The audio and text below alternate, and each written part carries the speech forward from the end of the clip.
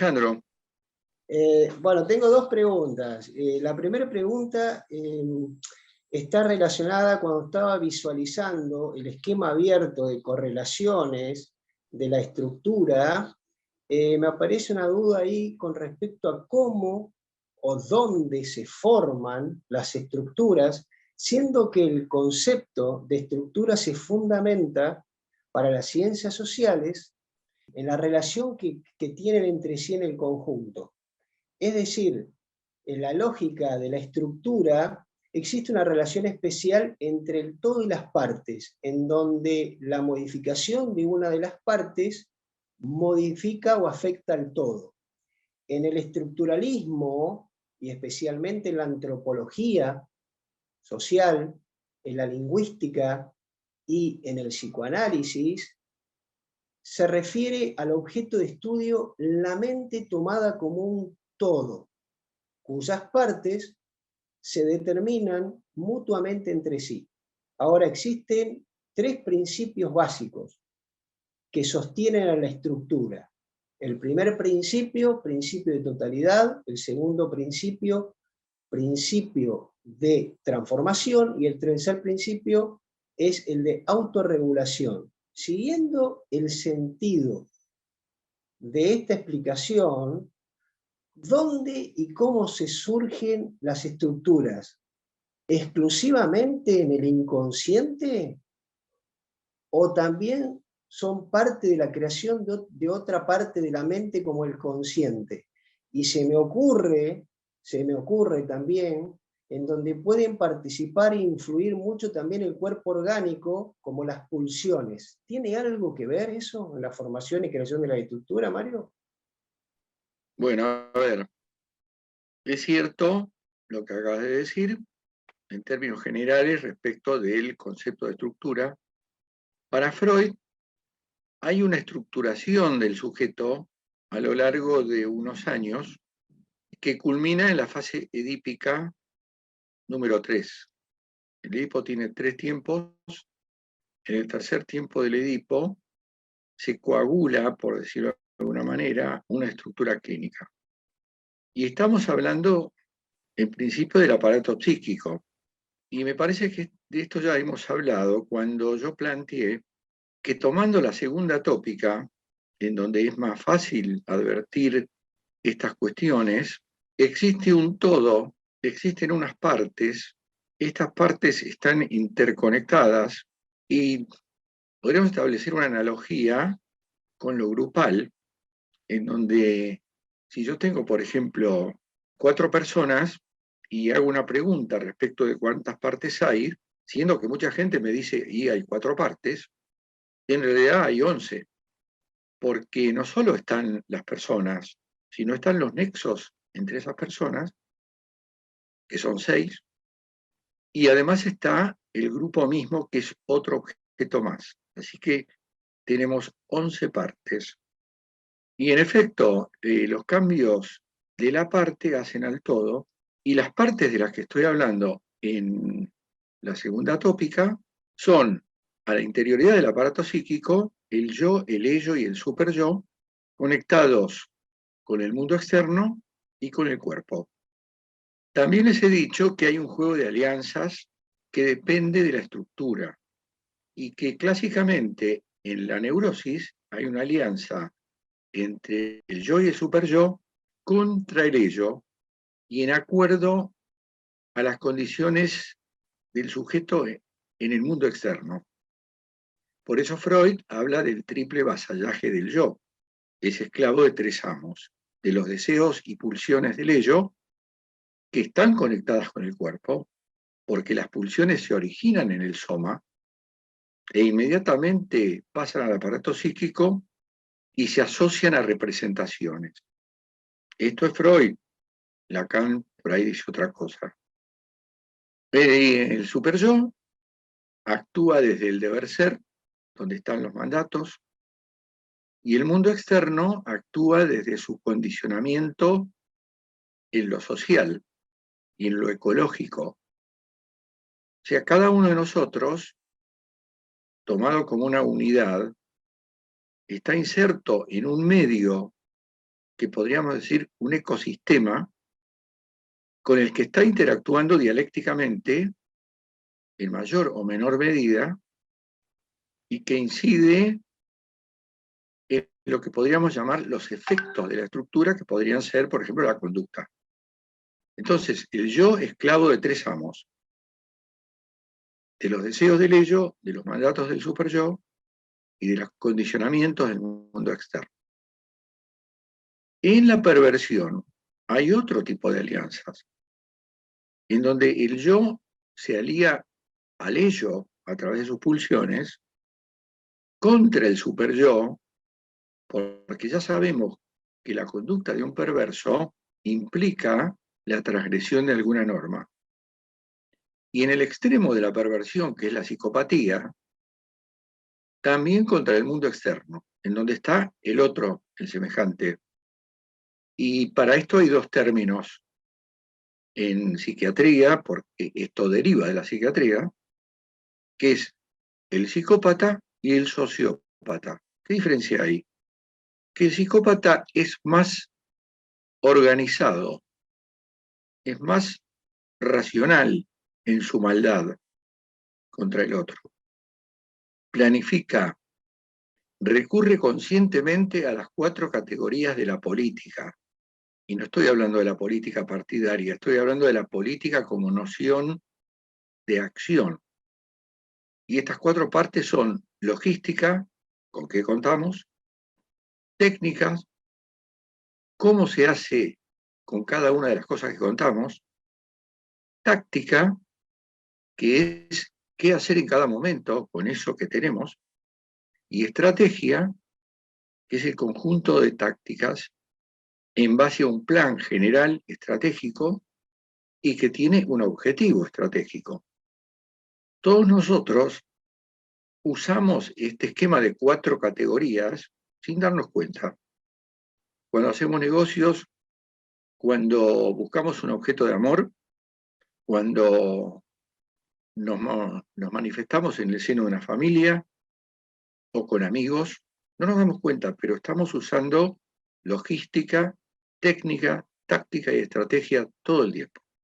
Ahora, hay sistemas en donde esto es mucho más explícito, por ejemplo, en el ámbito militar, y vos, Alejandro, lo sabés muy bien, en el ámbito económico y tal vez en otros espacios en donde hay planificación consciente de las cosas en base a un plan que, asociado al tiempo cronológico, pasa a denominarse programa. Y en la psicosis no hay estructura. Es decir, es como si estos 3 elementos, el yo, el ello y el superyo, conformasen una sola entidad. Estamos hablando de un sujeto brotado, en donde podemos hablar incluso de inconsciente a cielo abierto, porque eso es lo que es un psicótico, en pleno brote. Es un inconsciente a cielo abierto, que por supuesto ya no tiene sentido llamarse inconsciente. Es como si dijéramos, en el niño, cuando se forma el inconsciente, todo lo que sucede es en realidad consciente. Después adquirirá la forma de un inconsciente cuando se instale la barrera represiva, que, como digo, todo esto se coagula en la fase fálica, es decir, tercer tiempo del Edipo. Javier. Estaba repasando de Lacan el nudo Borromeo, donde está la interdependencia, ¿verdad?, de lo imaginario, lo real, lo simbólico. Eso en la conferencia del 72-73, pero en la de 74-75, él agrega que la psicosis en realidad es como que se desata el nudo, digamos, y que para componerlo que habría que sumar un cuarto anillo. Esa es la parte que no lo entiendo, pero no me queda así fuertemente claro. Si podrías hablar sobre eso. Gracias, Mario. Bueno, vamos a intentar algo porque es un tema complicado. El nudo Borromeo tiene una característica extraña, y es que los 3 articulados constituyen una unidad sólida. Pero si ustedes lo miran bien, van a ver que desde un punto de vista, desde otro punto de vista, los anillos están sueltos. Y por eso cuando yo corto un anillo, los otros dos se desatan inmediatamente. O sea, esto es o un conjunto de tres o nada. Habitualmente decimos, cuando se cae el registro simbólico, y para traducirlo a la vida cotidiana, cuando nos quedamos insignificantes, sin palabras, algo se desata en el nudo. Y entonces Lacan propone incorporar un cuarto nudo que estabilice el sistema. Y ese cuarto nudo se llama sintoma, que se escribe S-Y-N-T-H-O-M-E,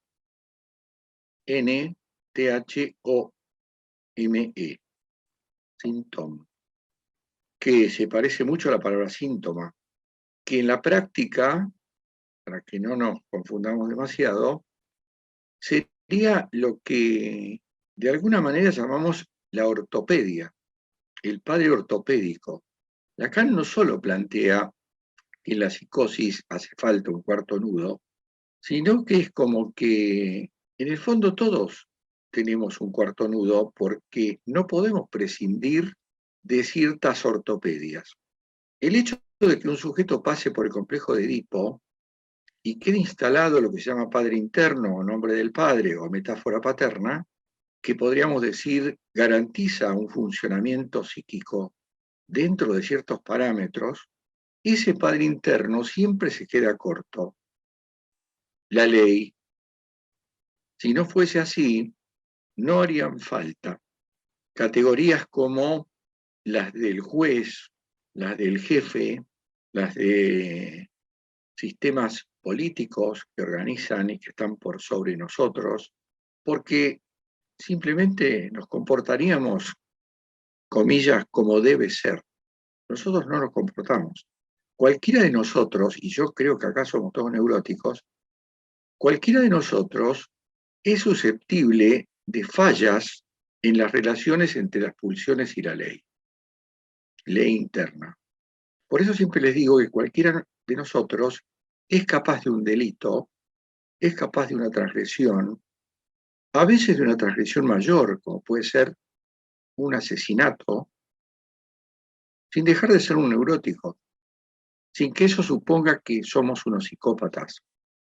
Simplemente hubo un desborde, un exceso de lo circunstancial que produjo una conducta inesperada, lo que podríamos llamar una tiqué de Aristóteles. Y por fuera de eso, nosotros todo el tiempo, aunque lo neguemos, estamos transgrediendo normas. Yo a veces he tenido en análisis a personas que están atadas a una religión de distintas modalidades. La religión es un sistema de normas, es decir, nómico, que impone una serie de regulaciones derivadas de los mandamientos. ¿Y qué son los mandamientos? Es algo que necesitó Moisés frente a un pueblo desbocado. Entonces, ¿cuál fue el artilugio de Moisés? Que podríamos a esta altura llamar el mito. Fue esconderse detrás de una montaña y supuestamente hablar con Dios, y Dios le dio los 10 mandamientos. En donde vemos el sesgo patriarcal de los mandamientos, sobre todo en ese que dice, no desearás la mujer de tu prójimo, como si la mujer fuese un objeto. No dice, no desearás el marido de tu prójima, dice la mujer. Entonces, bueno, el creyente admite que Dios le dio a Moisés la tabla de los 10 mandamientos. Lo cual, desde el punto de vista psicoanalítico, es bastante curioso, porque si Dios habló alguna vez, es que estaba castrado. Y esto no es aceptado por las religiones. Dios es todopoderoso, omnipotente. Y como bien dice Lacan, todo el que habla está castrado. ¿Por qué? Y porque está sometido a las reglas del lenguaje, que por algo él lo llama el Espíritu Santo, ¿no? Algo misterioso que no sabemos de dónde vino, algo con lo que se encontró la especie, justo en el momento o casualidad en que había desarrollado los órganos de fonación que no tienen los monos, y por eso ahí hay un hueco que se llama el eslabón perdido, que nunca será encontrado. Y por eso hay toda una corriente de pensamiento que asegura y documenta que nosotros en la evolución de las especies nos hemos topado con otra civilización, que no era de este mundo, pero que era otra civilización mucho más avanzada que nosotros y que por el momento llamamos alienígenas. Entonces, para gobernar a un pueblo desbocado, el líder, que fue Moisés, con la autoridad que tenía, porque hay que tener autoridad para imponer esto, les dijo, bueno, se terminó la joda, acá están los 10 mandamientos, y el que no los cumple tendrá un destino oscuro. Y esto fue tomado por todas las religiones. Y por fuera de lo religioso están las normas de cualquier sociedad que están explícitamente escritas en los códigos y que funcionan como una superestructura que hasta podríamos llamarle gran otro, que está más allá de nosotros. Estamos sometidos a eso, la ley. Ni siquiera un juez puede decir, o un padre un poco despistado puede decir, yo soy la ley. No, no. Yo digo, ¿qué dice la ley? Que está por encima mío, aunque sea un juez. Esto en psicoanálisis significa, estamos todos castrados. Es decir, la norma nos pone un límite y nos dice esto sí, esto no, que se coagula en el superyo como conciencia moral, que no existe en la naturaleza. En la naturaleza no existe el bien y el mal, ni el mal. Es lo que es lo que hay. Nada está bien ni está mal. ¿Por qué? Porque hay nadie que juzgue, no hay nadie que juzgue. En el orden humano, nosotros hacemos cosas que para algunos están bien y para otros están mal. Inclusive cada comunidad tiene su conjunto de regulaciones que por ahí difieren muchísimo de otras regulaciones de otras culturas, y todos nos apegamos relativamente, siempre relativamente, parcialmente, a lo que dice la ley. Esa ley se transmite a través de las generaciones y a través de la palabra y las conductas de los que funcionan como padre y madre, más allá de los géneros, y se supone que yo tengo que estar en conocimiento de las normas. Se supone que un chico, por decirlo de alguna manera, sale del Edipo con algo claro, aunque ni siquiera verbalizado, y es que hay una norma irrenunciable de cualquier sociedad que es la prohibición del incesto, que podríamos decir que es la primera de las normas del grupo primario. Pero también hay un montón de otras cosas que nosotros asumimos que están dentro de las dos columnas del bien y del mal, y que después nos apegaremos o no, o más o menos, a ellas. Por eso los movimientos anarquistas, ¿qué significa anarquía? Anarquía significa que no hay autoridad. Los anarquistas proponen una sociedad, ni siquiera como la comunista, proponen una sociedad liberada de todo poder del Estado, por ejemplo, la ausencia del Estado. Y por supuesto que es bastante utópico, cualquiera lo puede ver, porque nosotros no podemos vivir por fuera de las regulaciones. Pese a esto, nosotros sí vivimos parte de nuestras vidas por fuera de las regulaciones. ¿Por qué se creen ustedes que lo sexual es tabú? Tabú quiere decir prohibido. ¿Qué dice la Biblia sobre la sexualidad sin nombrarla? ¿Qué les dijo Dios a Adán y Eva? Está todo bien, este es el paraíso, pero guarda con consumir el fruto del árbol de la ciencia del bien y del mal, la manzana del pecado. Ahora, esto también es bastante curioso, ¿no? Porque, ¿para qué les dio genitales? Para probarlos, a ver si se tentaban. Y bueno, se tentaron. Y no podía ser de otra manera. Ahora, Dios no lo sabía. Por eso las religiones se basan en la fe. ¿Y qué es la fe? La fe pasa por encima de la lógica, no resiste, no acepta, mejor dicho, un razonamiento que cuestione. Vos tenés que tener fe, chau. Fe en Dios, fe en las escrituras, que se supone que fueron dictadas a alguien por Dios, pero alguien las escribió, las sagradas escrituras. Emilio. Yo tengo dos casos clínicos y no sé si hay tiempo hoy, si no los dejamos para otra reunión. Bueno, o sea, plantea uno por lo menos. Lo que pasa es que son dos compañeras de trabajo, las dos son enfermeras y las dos son abogadas, además de enfermeras. Por eso están muy conectados. Lo planteo así rápido. Una tiene 38 años, vive en pareja con otro enfermero, tiene un par de mellizos de su primer pareja y sufre, digamos, cuando sale de la normalidad, cuando empieza a delirar, tiene un delirio de persecución terrible, un delirio paranoico. Y la otra tiene 64 años, dice que es fiscal de la nación y que por lo tanto es abogada.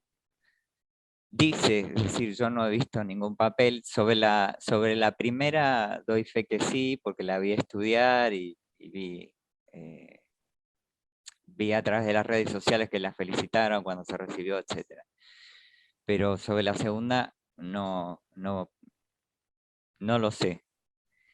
Y esta sufre delirio de grandeza. O sea, yo interactúo con las dos y todo es normal, son funcionales, trabajan como enfermeras de neonatología las dos. Y se puede hablar con cierta racionalidad sobre cualquier tema, pero en un determinado momento se dispara el delirio. Entonces, en el delirio de la primera, de la más joven, ella dice que el padre fue asesinado, que los organismos de inteligencia lo perseguían y lo cercaron. Durante mucho tiempo estuvo subiendo a las redes, o sea, simplemente escribía, no mostraba nada, no mostraba fotos. Decía que le mandaban drones a la casa.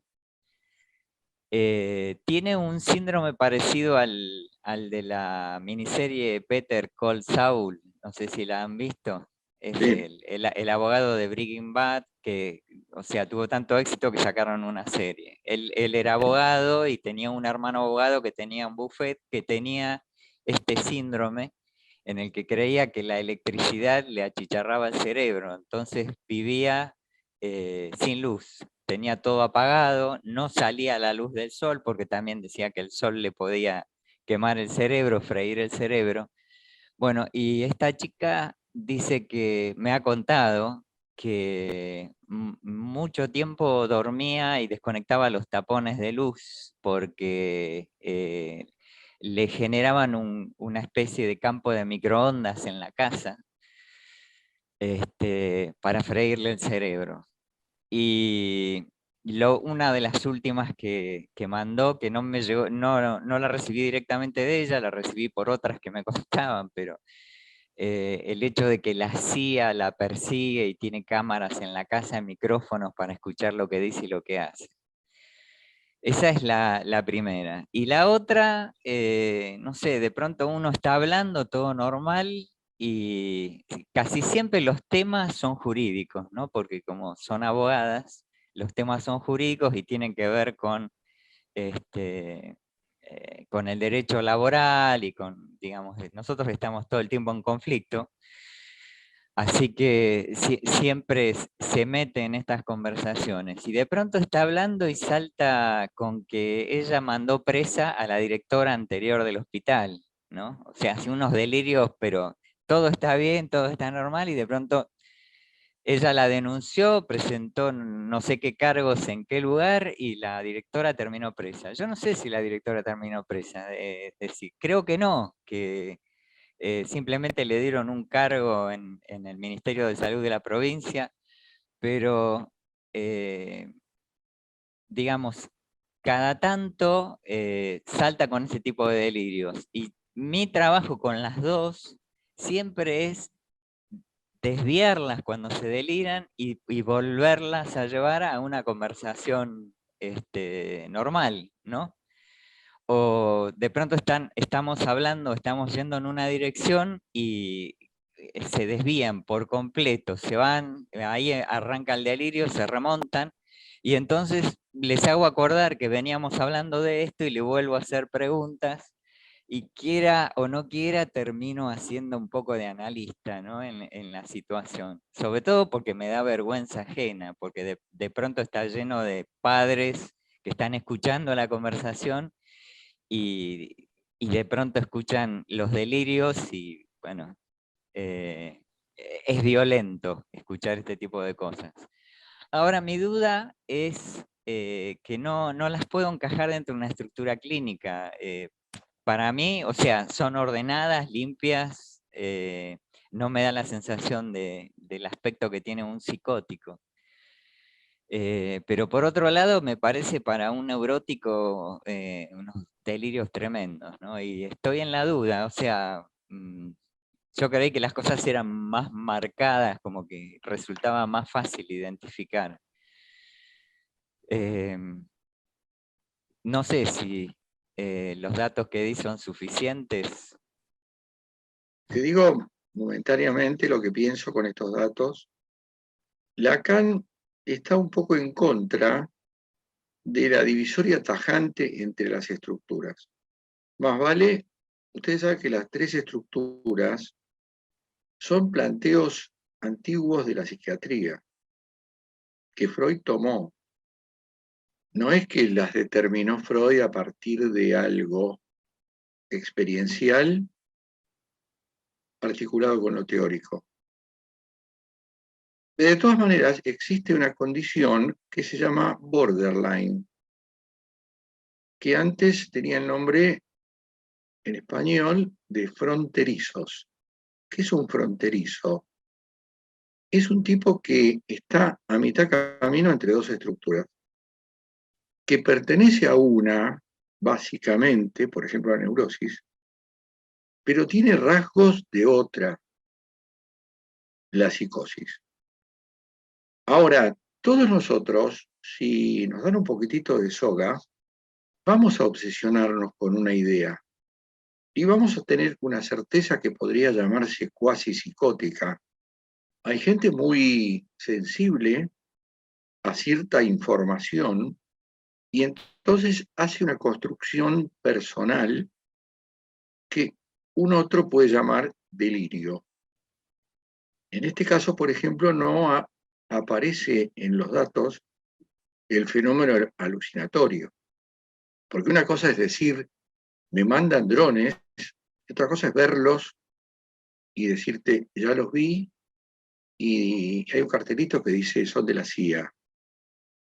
Así que me inclino por este lado. Por otra parte, también existen desviaciones neuróticas, por ejemplo, en los fanatismos. Y por eso a veces la conversación entre dos fanáticos opuestos es de una inutilidad suprema, porque eso no es un diálogo. Lamentablemente, nosotros tenemos un sistema legislativo, es decir, el Congreso, que funciona, que responde a la estructura del dilema.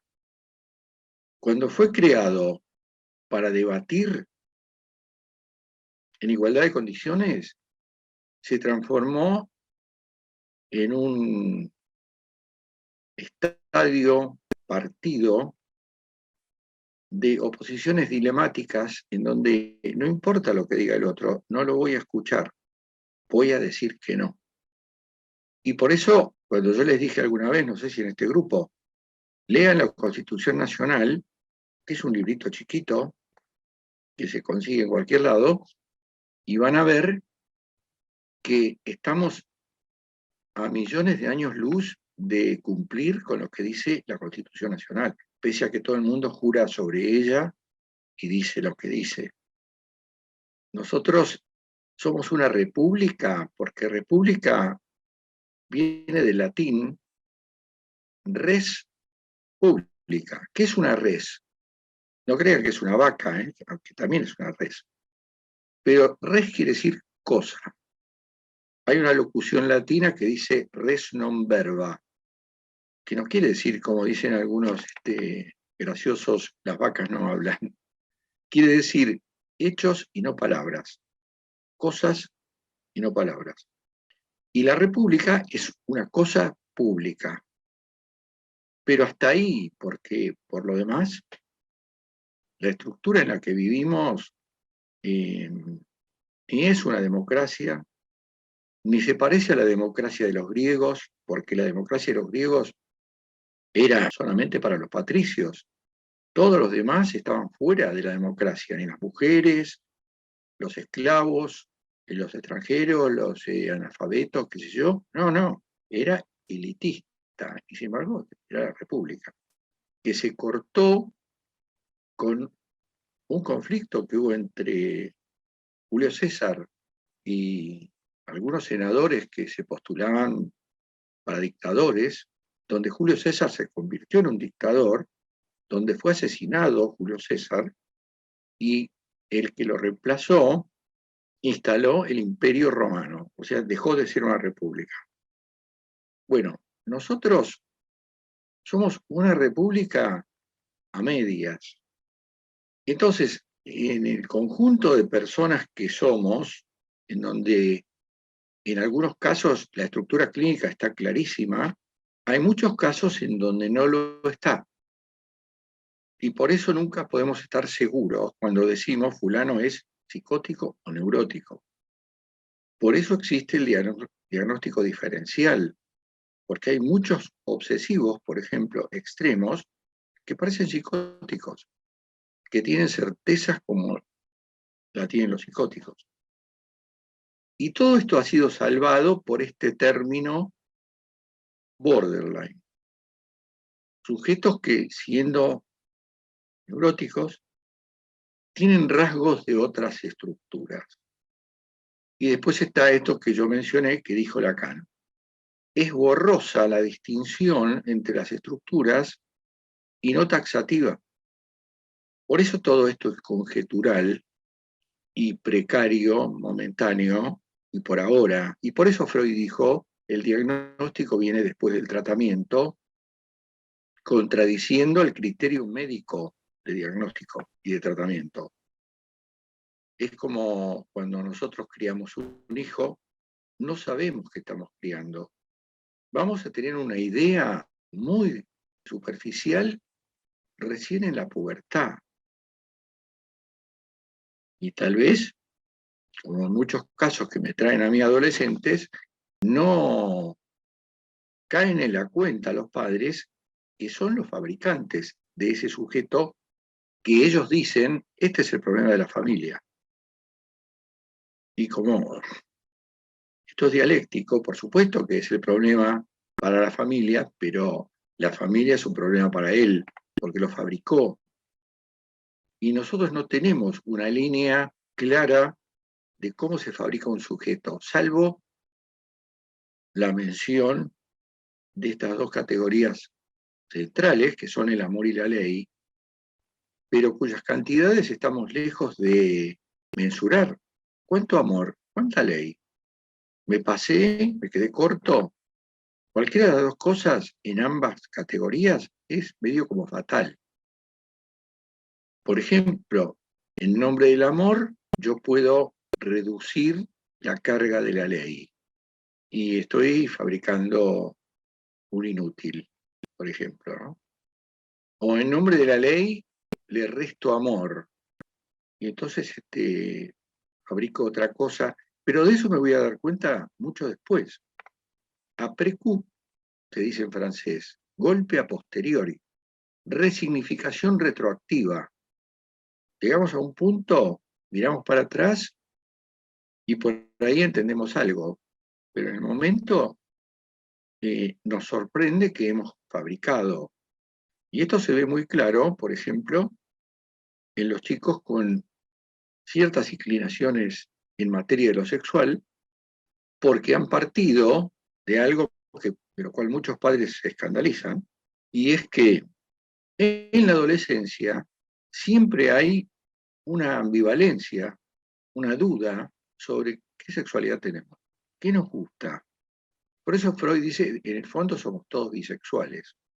Y resulta que en el momento en que el chico se da cuenta, después de la pubertad, porque ahí aparece el brote hormonal, se da cuenta qué le gusta, de repente asume también que esto sería un horror para los padres. Esto sucedió durante mucho tiempo. Esta cosa de deber ser heterosexual, por ejemplo. Deber ser heterosexual. Fíjense lo que dijo hace unos días alguien tan famoso como Lali Espósito. Y lo dijo a los cuatro vientos. Dijo, yo me la pasé mintiéndome, me gustan las mujeres. Todas mis parejas fueron hombres, pero me gustan las mujeres. Fui un hipócrita, dijo Lali Espósito. Me sacó el sombrero. Pero resulta que en las familias actuales es tan grande el abanico de culturas que tienen. Ustedes no van a encontrar dos familias iguales. Algunas se han quedado en el siglo XIX o antes, otras son medievales, otras son posmodernas, y van a encontrar muchas familias que dicen, bueno, no me interesa cuál sea la orientación sexual de mis hijos, sino que me interesa que no sean infelices. Y puede haber leyes y puede haber normativas que contemplan la diversidad sexual, que efectivamente es muy diversa. Lo dice el psicoanálisis. A mí me puede gustar un hombre, una mujer o una media. Ni siquiera habla de personas. Y todos tenemos, aunque seamos neuróticos, tenemos rasgos perversos, por ejemplo, el fetichismo. Y no es que si no está tal objeto no podemos, sino que tenemos preferencias. Preferimos un objeto sexual con determinadas características y no con otras. Eso es un rasgo fetichista, o sea, perverso, de un neurótico. Como podemos tener rasgos sádicos, masoquistas y cualquier variante de la gama de posibilidades perversas. Ahora, se verá si las puedo llevar a la práctica o no, qué peso tiene mi superyo sobre lo que pienso y siento. Lo que sí estoy seguro es que en base a esas contradicciones que tenemos, hacemos lo que siempre les digo, vivimos en cierto grado de falso self, porque está el otro, está el que dirán, está el miedo al preconcepto y al prejuicio, que existen y mucho más. La Argentina, por ejemplo, es un país profundamente racista, profundamente discriminatorio. A veces no se nota desembosadamente y otras veces sí. Por ahí, en una conversación hablamos de otros países en donde el racismo es extremo y resulta que una comunidad mata a otra en un genocidio completo, como pasó en Ruanda, que mataron a miles y miles y miles y miles porque eran de una raza un poquito diferente, pero nosotros acá en Argentina, no sé si todos ustedes son argentinos, o hay alguno que es extranjero, pero acá en Argentina rige un racismo fenomenal. Entonces, volviendo a la cuestión del fanatismo, nosotros podemos ser neuróticos, pero tenemos rasgos que pueden hacerle pensar a otro que estamos un poco locos. Y Lacan a veces lo dice, nosotros estamos todos medio locos. Y él discrimina locura de psicosis, por ejemplo. Como es psiquiatra también, tiene muy en claro qué es un psicótico estructural y también tiene muy en claro cuáles son las desviaciones que se llaman psicoides de los neuróticos. Cualquiera de nosotros puede tener una idea obsesiva que se la cree y se siente perseguido por algo. Yo tengo un paciente, por ejemplo, que a partir de un consumo adictivo de Instagram, que reconozco que es adictivo, porque es una información permanente en fotos y videos, y que tiene como segmentos, ¿no? Como esto responde a un algoritmo, no es que alguien está seleccionando qué subir, sino que hay un algoritmo, calcula en base a los intereses de las personas, a los likes, a los comentarios y demás, entonces sube cosas. Bueno, este paciente, a fuerza de meter likes selectivos, empezó a obsesionarse con los ovnis. Porque si ustedes van a Instagram, van a encontrar docenas y docenas y cientos de testimonios de ovnis, filmaciones, de extraterrestres, pero no se quedó en eso, como si fuera una curiosidad. Empezó a sentirse perseguido. Entonces, fíjense cuál es el razonamiento de este sujeto, que es un caso. Nosotros hablamos de lo normal y lo paranormal. ¿Qué sería lo paranormal? Para quiere decir fuera, lo que está fuera de lo normal.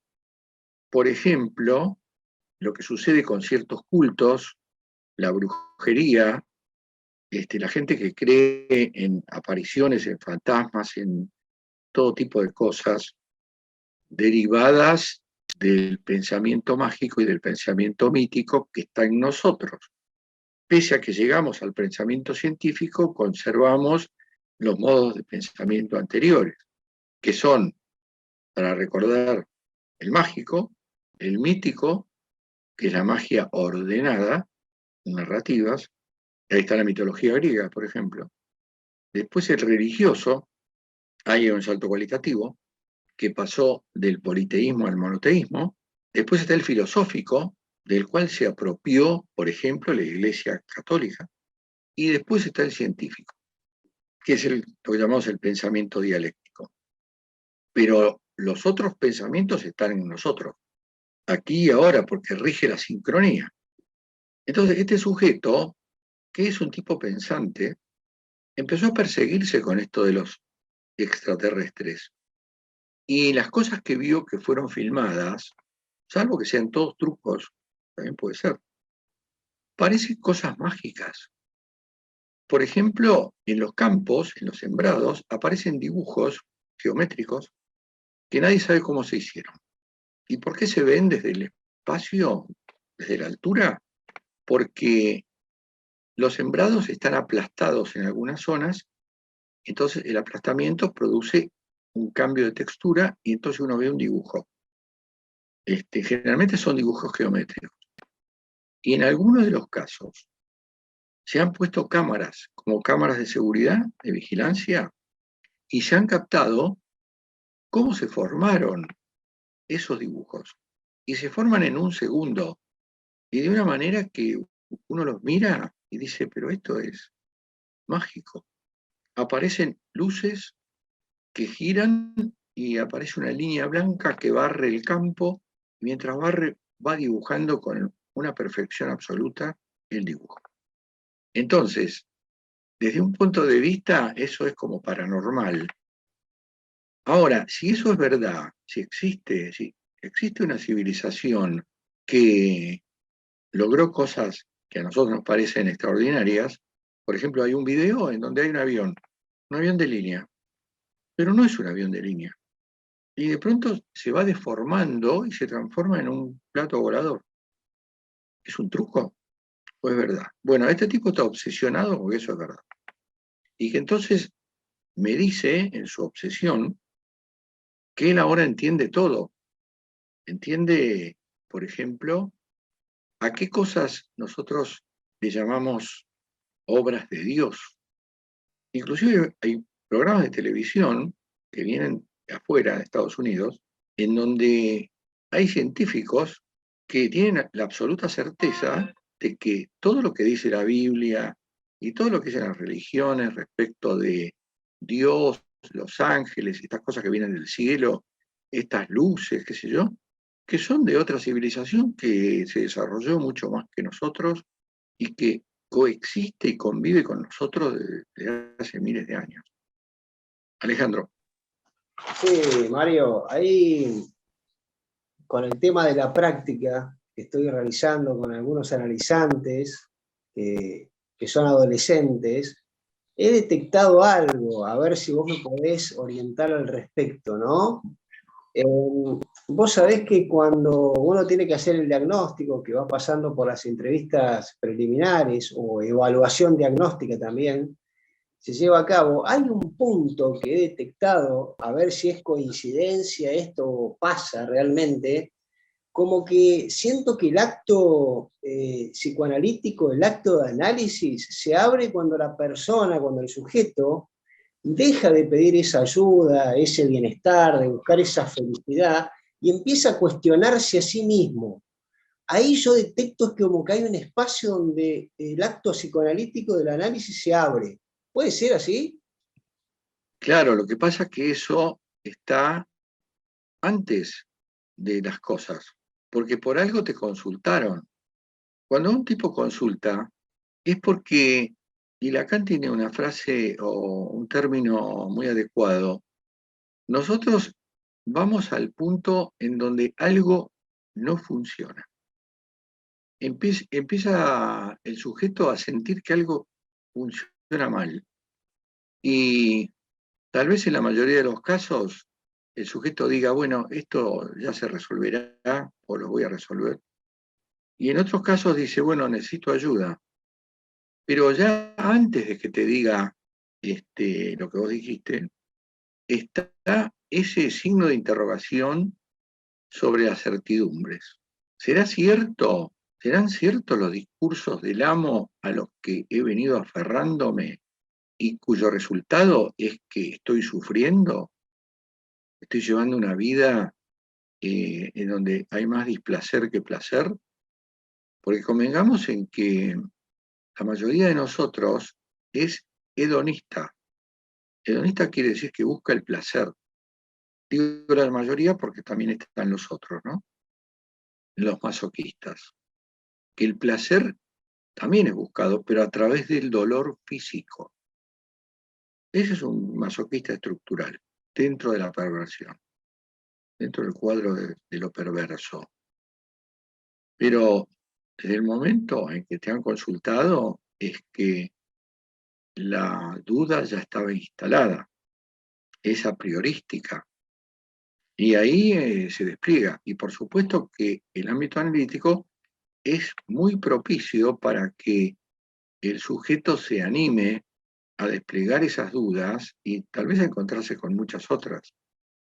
Porque por estar en el lado opuesto del discurso del amo, nosotros, los analistas, estamos dando libertades que el sujeto ni siquiera se anima a tomar.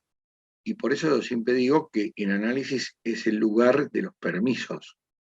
¿Por qué? Y porque creemos en el deseo. La cuestión está en el deseo.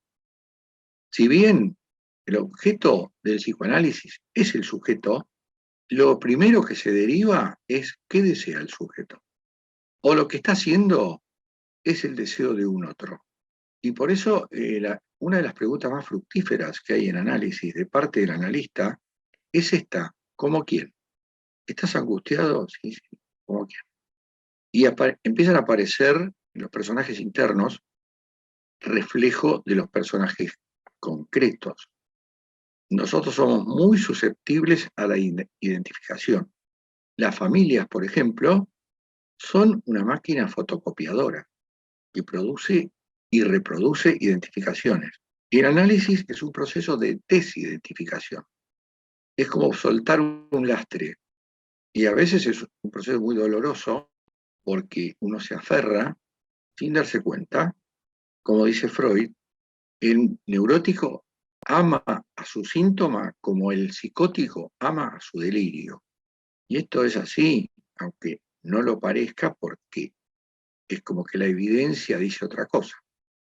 Pero si alguien se presenta al consultorio es porque ya algo está puesto en duda. algo del orden de lo no funciona está operando. Porque en realidad, en la vida de nosotros, y por empezar hablo de los neuróticos, pero en la vida de cualquiera, siempre hay algo que no funciona.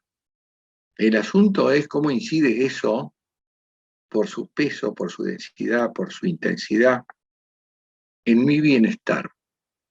Y cómo produce malestar en la vida cotidiana.